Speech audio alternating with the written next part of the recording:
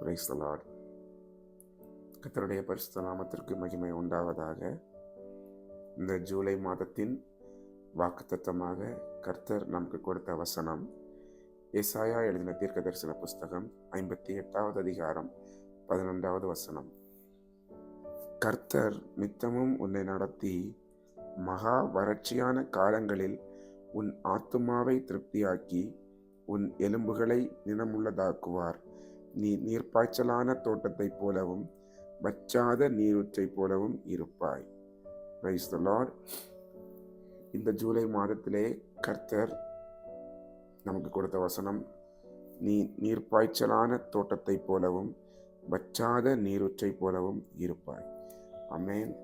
கடந்த 6 மாதங்களை கர்த்தருடைய கிருபையினாலே நாம் வெற்றிகரமாக முடிக்க நமக்கு கர்த்தர் உதவி செய்தார். இந்த புதிய மாதமாகிய ஜூலை மாதத்திலும் கர்த்தர் நம்மை கொண்டு சேர்த்த அவருடைய கிருபைக்காய் நாம் கர்த்தருக்கு நன்றி செலுத்துவோம். இந்த மாதத்திலும் கர்த்தர் நமக்கு வாக்கு கொடுத்தபடியே அவர் நித்தமும் உங்களை வழிநடத்த வல்லவராயிருக்கிறார். அது மட்டுமல்ல, அவர் மகா வறட்சியான காலங்களிலே நம்மை அவர் செழிப்பாய் நடத்த வல்லவராயிருக்கிறார்.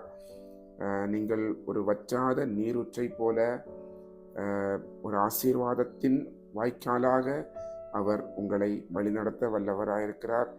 இந்த வசனத்தை வைத்து நீங்கள் ஒவ்வொரு நாளும் அவருடைய பாதத்திலே அமர்ந்து ஜெபியுங்கள். கர்த்தர் உங்களை ஆசீர்வதிப்பாராக. ஆமென்.